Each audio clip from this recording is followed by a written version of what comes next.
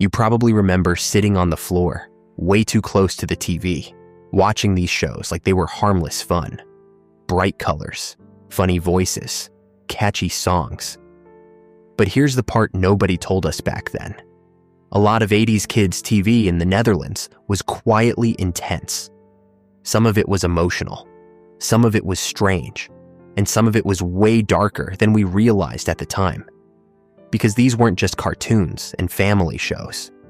They were teaching us about fear, injustice, loss, power, and even survival, long before we had words for any of it. And now that we're adults, rewatching them hits completely different. What looked innocent back then suddenly feels heavy. What felt funny now feels uncomfortable. And what seemed simple turns out to be layered with messages most kids never consciously noticed. So today, we're going back to the shows that raised an entire generation in the Netherlands. Not just to remember them, but to uncover what was really going on underneath the nostalgia. And trust me, once you see them this way, you'll never look at your childhood TV the same again. Bassie and Adriaan looked like pure silliness on the surface. A clown, an acrobat, bright outfits, slapstick jokes. It felt safe, familiar, almost comforting. But underneath the goofy chases and travel adventures, there was always tension in the air. They weren't just performing for laughs. They were constantly being hunted. Every episode had crooks closing in, traps being set, escapes happening at the last second. And as a kid, you didn't think about it. You just felt it. That low-level stress sitting under the fun. And here's where it gets even more interesting. Over the years, rumors have circulated that the real-life relationship between the actors wasn't nearly as cheerful as the characters they played. Reports claim creative control issues and personal clashes built up behind the scenes, especially as the show became more popular. Nothing official was ever fully confirmed, but the tension people sensed on screen may not have been accidental. Looking back now, Bassie and Adriaan feels less like a comedy and more like two men constantly trying to stay ahead of danger, smiling through it, but never truly safe. And that uneasy feeling, that was just the beginning, because the next show didn't even pretend to be lighthearted. Zevensprong didn't waste time pretending it was gentle kids' TV. From the first moments, it felt different, quiet, tense, almost eerie. This wasn't about jokes or songs. It was about secrets, codes, hidden tunnels, and a villain who genuinely felt dangerous. Gruel wasn't a cartoon bad guy. He was patient, calculated, always one step ahead. And that made everything feel real. Too real for something airing in the afternoon. As kids, we might not have understood the full plot, but we understood the fear, the feeling that something was wrong, and that adults couldn't always fix it. The series followed teacher Franz, trying to protect his students while unraveling a mystery that kept getting deeper. Every episode added another layer, another threat, another question with no easy answer. It was slow in a way that built pressure, not boredom. And that pressure stuck with you long after the TV was turned off. Looking back, Zevensprong was basically a thriller disguised as family entertainment. It taught us that danger doesn't always announce itself. Sometimes it hides in plain sight.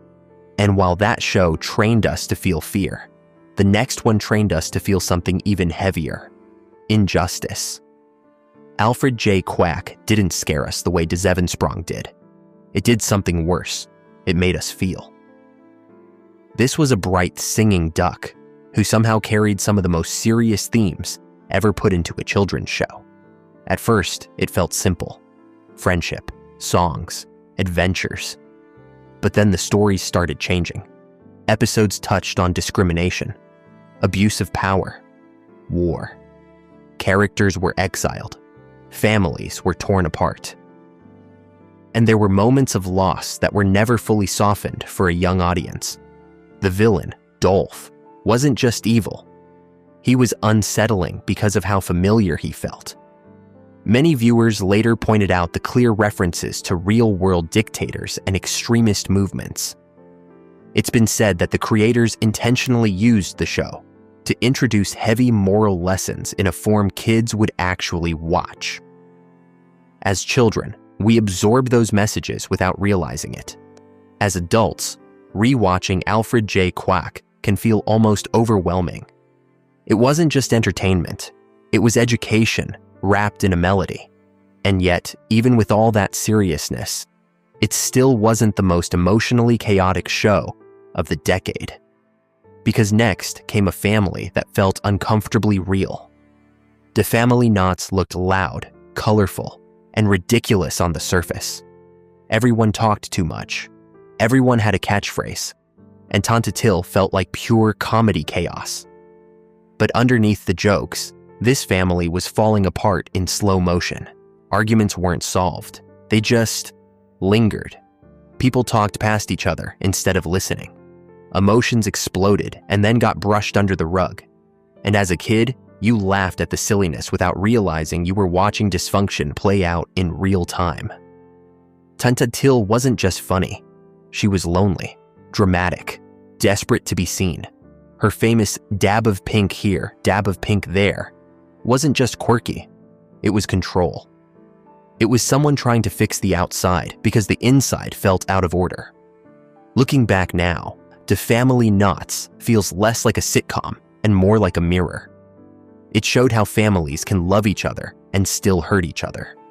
How chaos can feel normal when you grow up inside it. And after all that emotional noise, the next shows went quiet, and somehow even sadder. Boes didn't talk much. He didn't sing. He didn't explain himself. He just existed, angry, stubborn, and always out of place. While the other animals had friends and routines, Boes had frustration. He pushed everyone away, then acted surprised when he ended up alone. As a kid, you saw a grumpy ox. As an adult, you see something else. You see isolation. You see someone who doesn't know how to connect, so he attacks instead. Every episode was quiet, slow, uncomfortable in a way that stuck with you. Then there was David the Gnome, small, gentle, protective, living in a world that was slowly disappearing. His mission wasn't adventure, it was preservation. He spent his life saving animals, fixing human damage, and watching his own kind fade into myth. There was something heartbreaking about that. A sense that no matter how good you are, time still wins. Nature still changes. And innocence still gets erased. Boes showed us loneliness. David showed us loss. And together, they taught us that not everything gets fixed by the end of the episode. And just when you thought things couldn't feel more helpless, the next characters literally lost control of their own bodies and destinies. Unforgettable, Mrs. Pepperpot, had one of the strangest curses in all of children's TV. One moment she was normal, walking, cooking, living her life. The next, she was tiny, shrunk to the size of a teaspoon at the absolute worst possible time. At first, it was funny.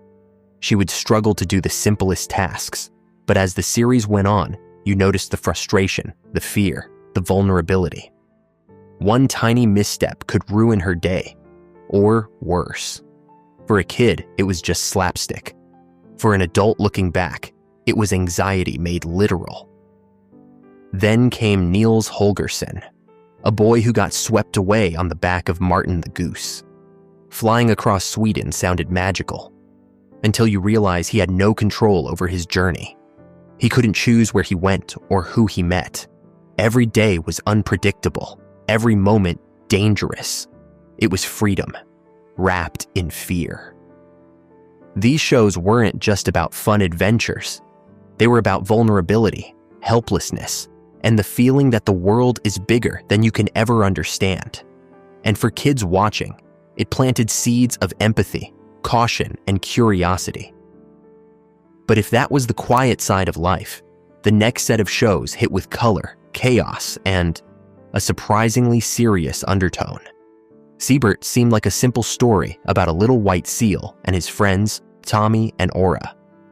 But beneath the cute exterior, there was a sharp message. Hunters were real threats, and the show didn't shy away from showing danger. The seal wasn't just cute. He was a symbol of survival, resilience, and standing up for what's right. Then came the gummy bears. On the surface, they were bouncing here and there and everywhere, drinking their magical gummy berry juice and having fun. But the show constantly reminded viewers of responsibility. With power comes consequences, and even small mistakes could ripple into disaster. For a children's series, that was surprisingly sophisticated. And the snorks?